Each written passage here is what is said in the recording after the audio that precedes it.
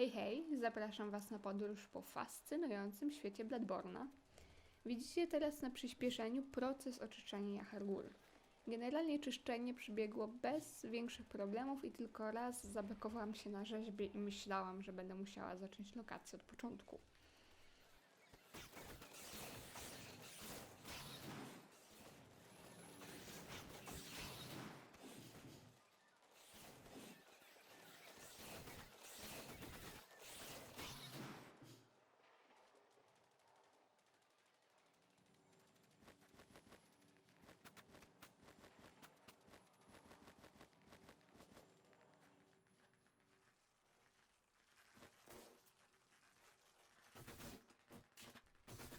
Korzystając z okazji, że nie ma tu loru, chciałabym Wam przybliżyć dzieje i nieodkryte przez nas losy mieszkańca Yharnam.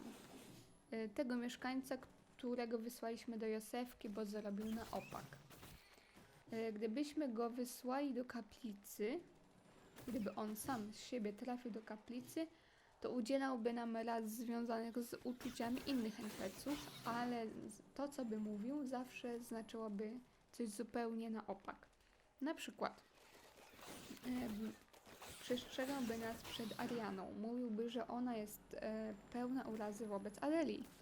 A jak wiemy, to Adela miała złe uczucia wobec Ariany. I przestrzega nas też przed Agatą, mówiąc, że nie można jej ufać, co też jest nieprawdziwe, bo przecież Agata robiła wszystko, by pomóc ocalałym.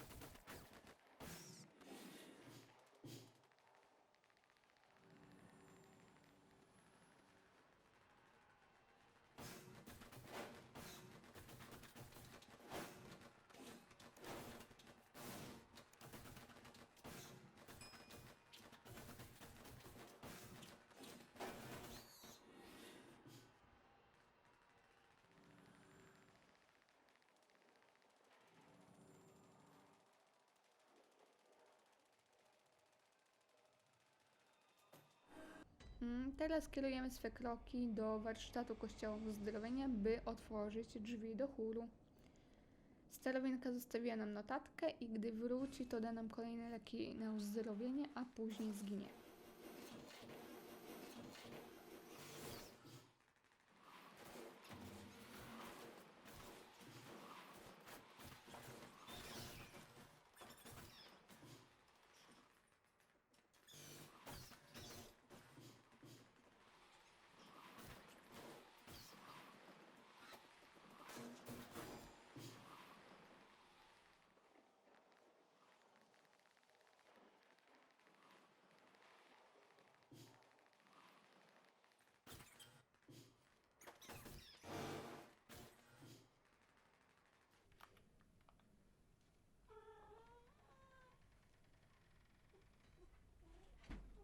Jak słyszycie, kot nie śpi.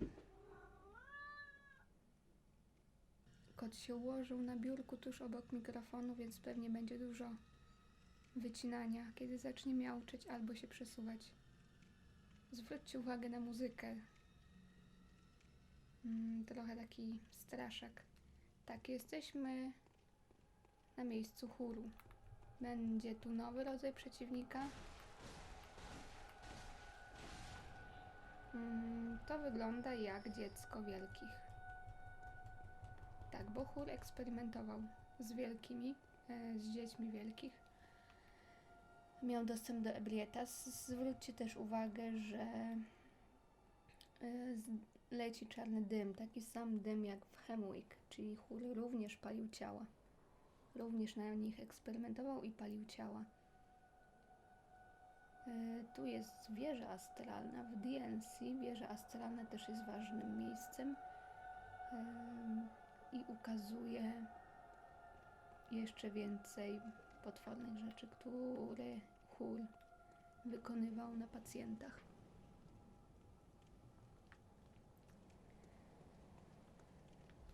Tak jak już wspominałam, Hur to jest najwyższa instancja Kościoła Uzdrowienia. O, zwróćcie uwagę, mam dosyć wysoki wgląd i już widać,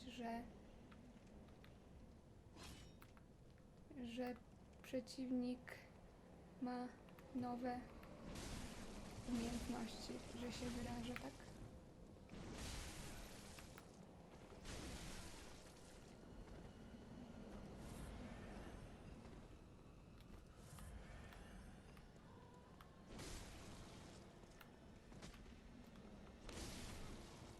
Tak. Zadaje mi teraz obrażenia od magii.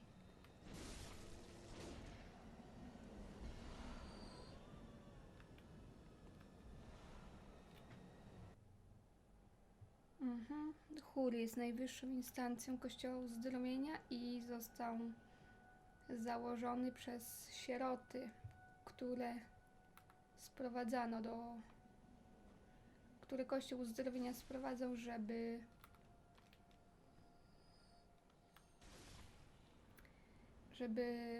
wykształcać młode umysły do ich wizji.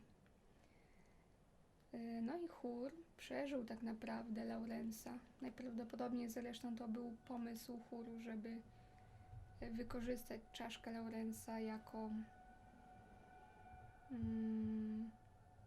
przedmiot kultu.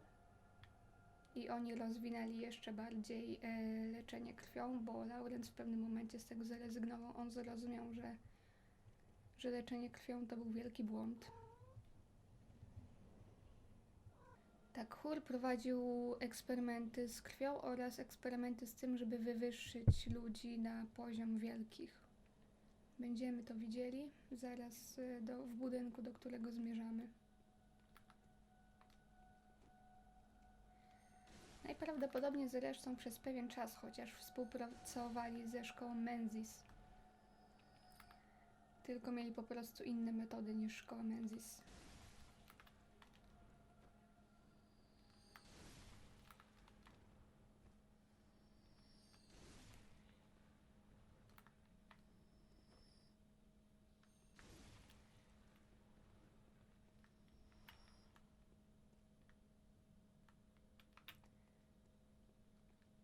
Tak, oni mają u siebie Ebrietas.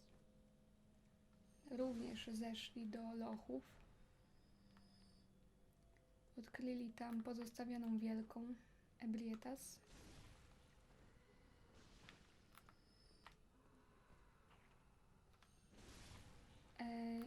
I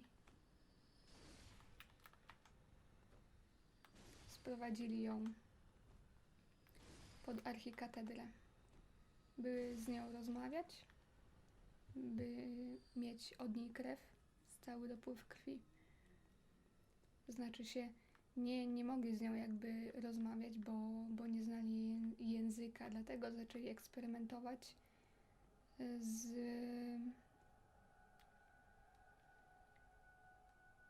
krwią, żeby stworzyć istoty, które będą miały zdolność porozumiewania się z wielkimi.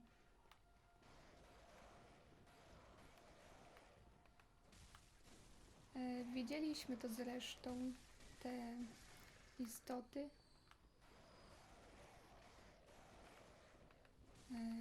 w klinice Josefki. Zwróćcie też uwagę, że Hur jako najwyższa instancja przy tym ma swoją siedzibę wysoko w wieżach, widzi całe Jarnam i mogło się po nim poruszać niepostrzeżenie, dzięki czemu mogli bez problemu robić swoje eksperymenty i mieszkańcy Jarnam o tym nie wiedzieli.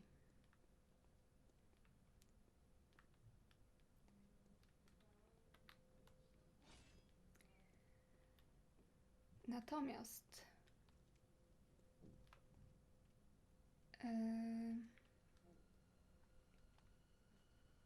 również tutaj wydarzyła się plaga bestii, albo Hur tak również na sobie eksperymentował, że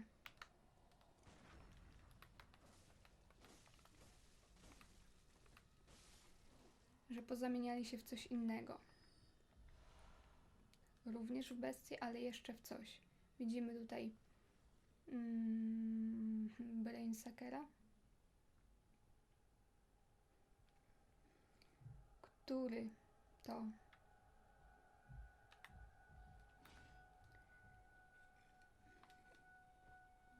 jest jakby trochę wyższą formą istot, ludzi, tylko coś w tym przemienieniu się poszło nie tak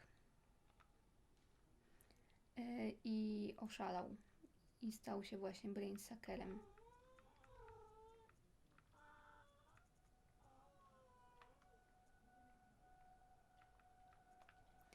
Odzienie chóru wysoko postawionych członków Kościoła Uzdrowienia. Członkowie chóru to najwyżej postawieni klerycy Kościoła Uzdrowienia i jednocześnie uczeni kontynuujący dzieło zapoczątkowane w Byrgenwerth.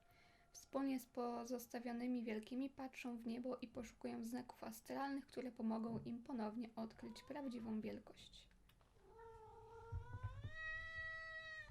Tu teraz w budynku chóru już nie ma nikogo oprócz wilkołaków, bestii i właśnie tych Brainsuckerów. Tu będzie nam trochę za ciemno, więc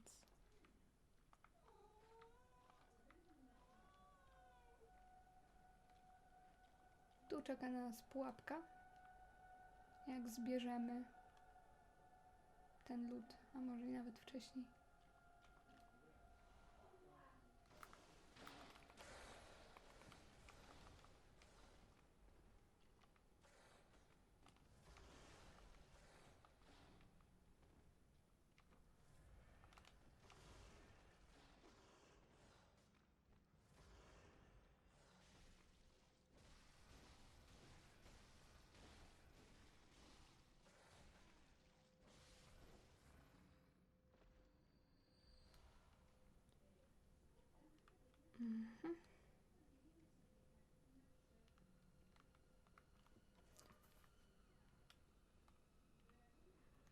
To oczywiście jest lokacja opcjonalna, ale trzeba się tu znaleźć, żeby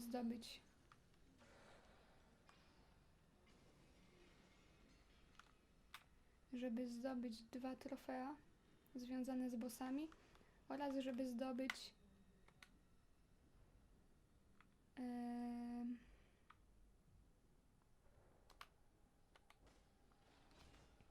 zdobyć jedną z odznak, dzięki czemu będzie można kupić ostatnią broń i tym samym zdobyć trofeum. To jest bezpieczne miejsce, tam na dole jest kilka wilkołaków. Walka z nimi na otwartym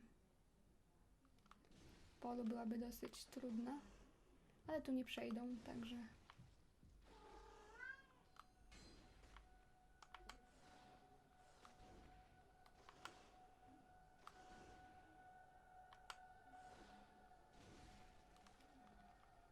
no.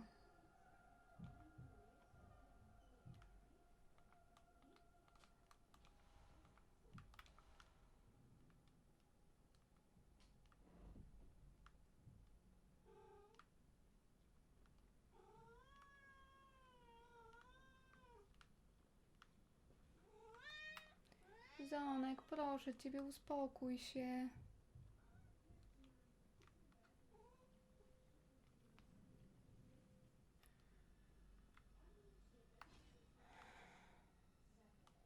Dobrze.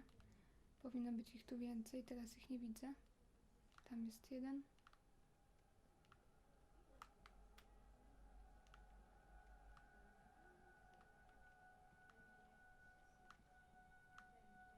Tu też jest jeden Brainsucker.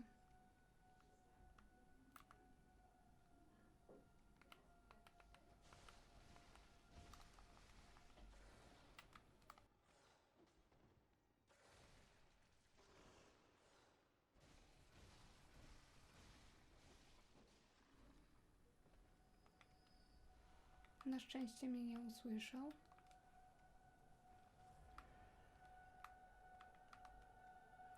Brainsuckerzy są słabi na obrażenia kłute.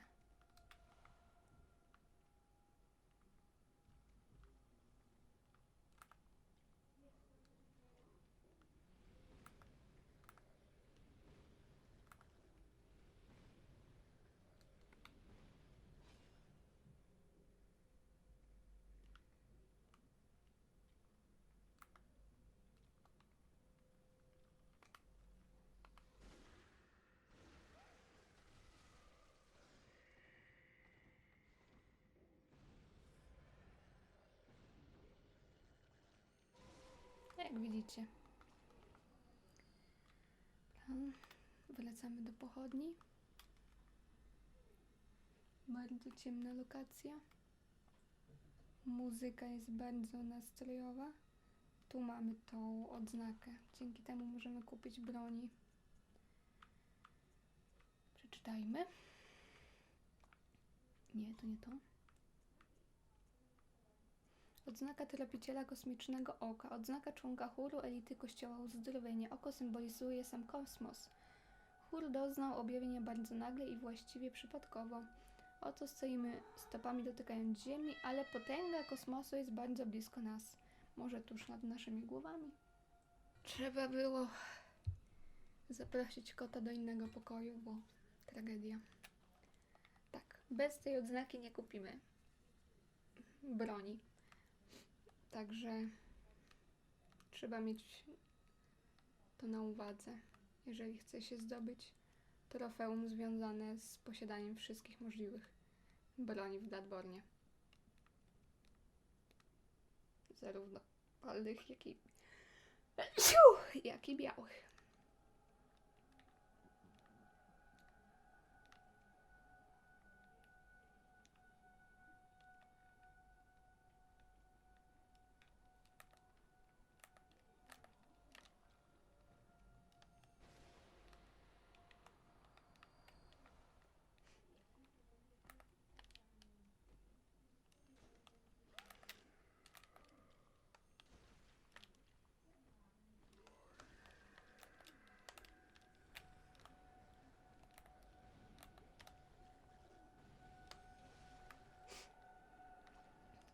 Lokacja jest relatywnie krótka, ale ma w sobie 2 bossów.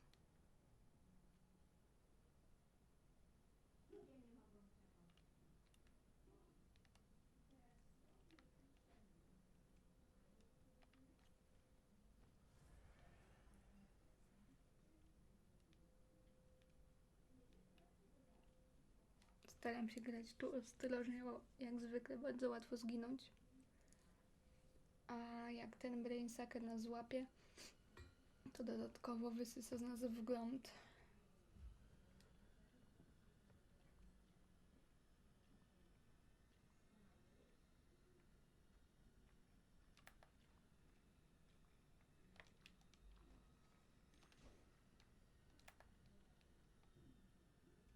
Że on mnie nie zauważył.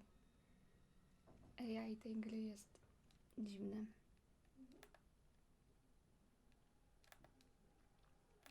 Oj.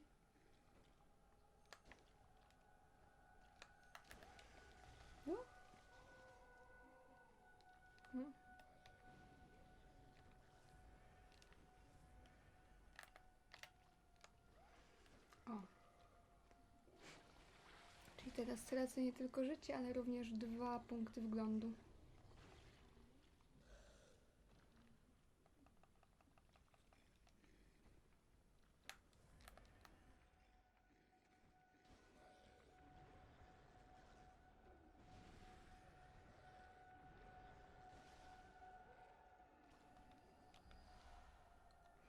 Ta lokacja jest też ważna ze względu na to, że dostaniemy jeden gest, który jest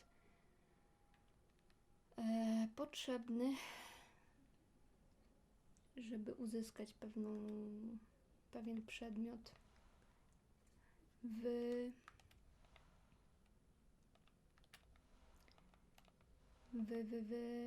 w koszmarze Menzisa, czyli w naszej, może nie kolejnej lokacji, do której pójdziemy. Chcemy najpierw skończyć granicę koszmaru. Czapka z przepaską. Przepaska na oku pokazuje ich postępowanie w zgodzie z naukami mistrza Willema, niezależnie od tego, czy one są słuszne, czy nie. Tak, jak pamiętacie, Willem również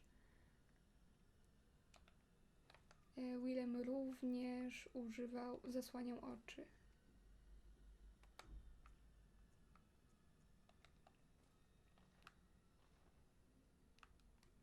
Tutaj sobie odblokowaliśmy skrót, możemy iść dalej.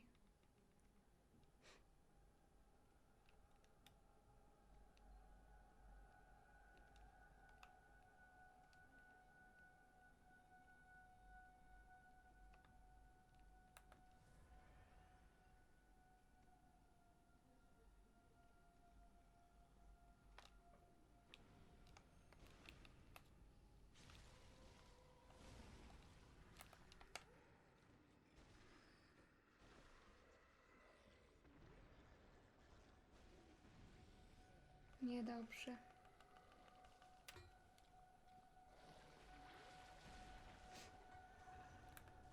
Ale to chyba ostatni przeciwnik tutaj, mam nadzieję.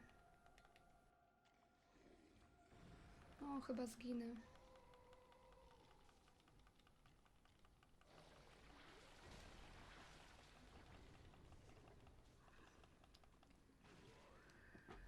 Wrócę tu.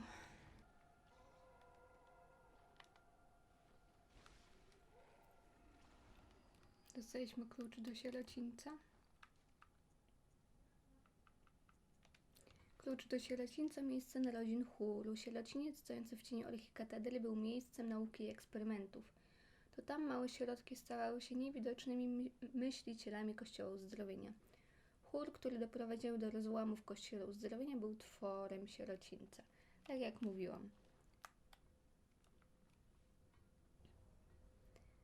Zbierano dzieci w sierocińcu, kształcono ich i to one później przejęły władzę nad Kościołem Uzdrowienia.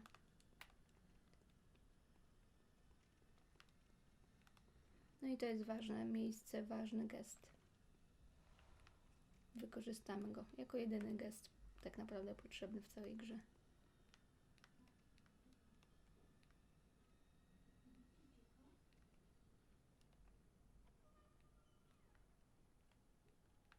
Generalnie lalka reaguje na gesty. W zależności od gestu będzie nam klaskała, będzie się kłaniała albo będzie się z nas śmiała.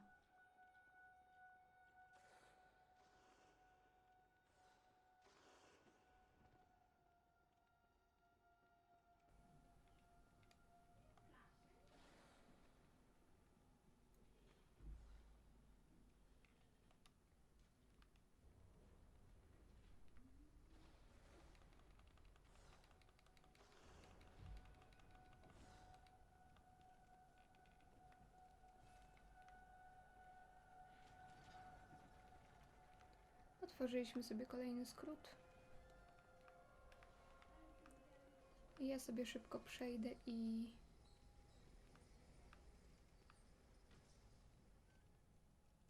spędzę echa.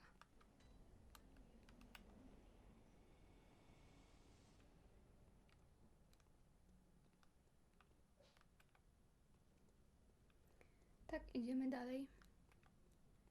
Schodami w górę.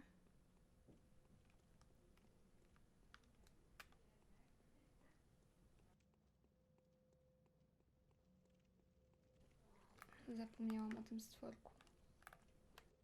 Naszym pierwszym bossem jest niebiański emisariusz, który jest pierwszym poprawnym wielkim stworzonym przez Hur.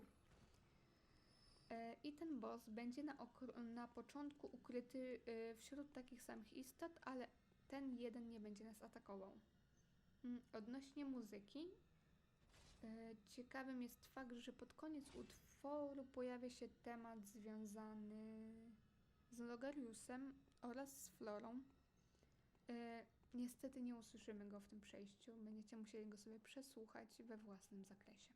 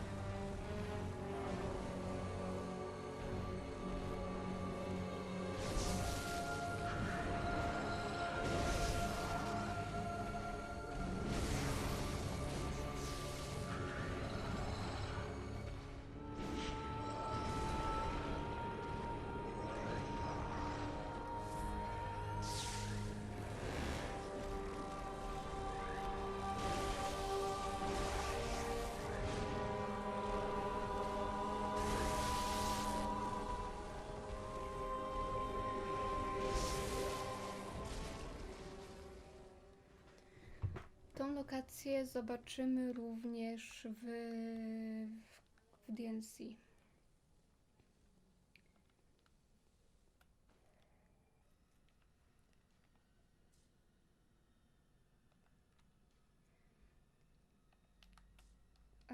I tu od razu czeka nas kolejny boss.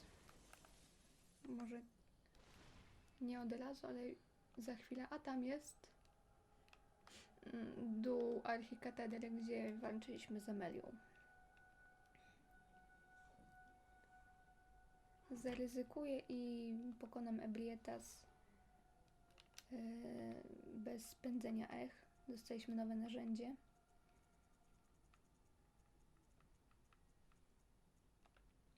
Jeden z sekretnych rytuałów chóru. Dawno temu Kościół Uzdrowienia wykorzystywał widziadła, aby osiągnąć wyższy poziom mroku. Nie udało mu się jednak nawiązać kontaktu z zewnętrznymi obszarami kosmosu. Rytuał nie przyniósł oczekiwanych skutków, ale stworzył za to małą, wybuchającą gwiazdę, będącą obecnie częścią arsenału chóru. Czasami porażka jest matką wynalazku.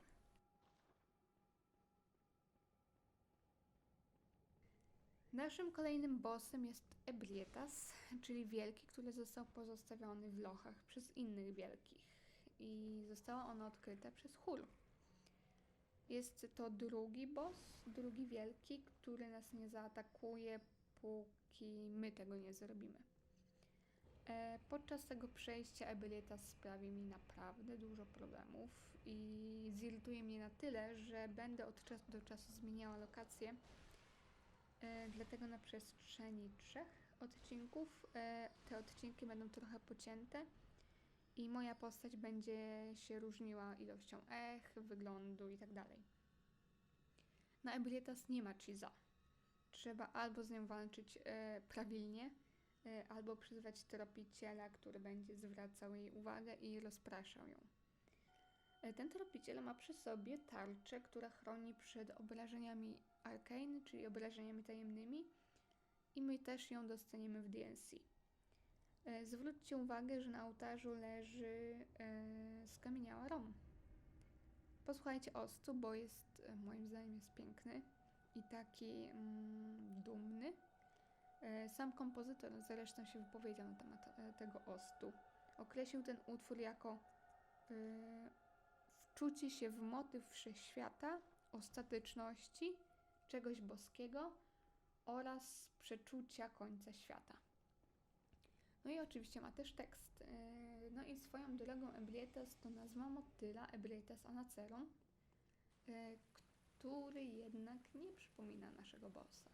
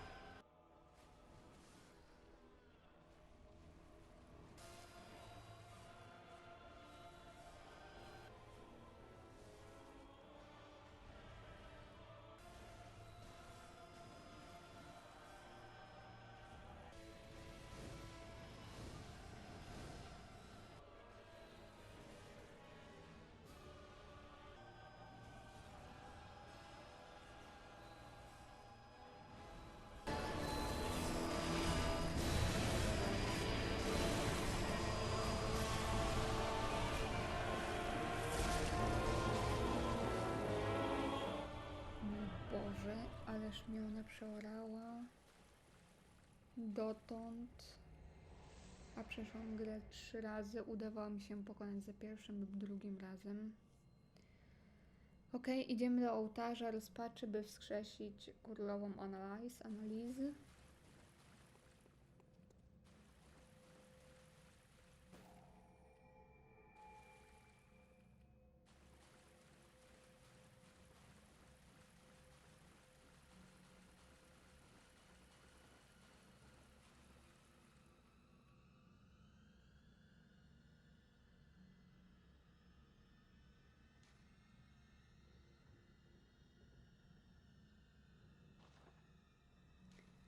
Jak widzicie, zaciemnia się ekran, co wskazuje, że mogła tu być kiedyś cutscenka.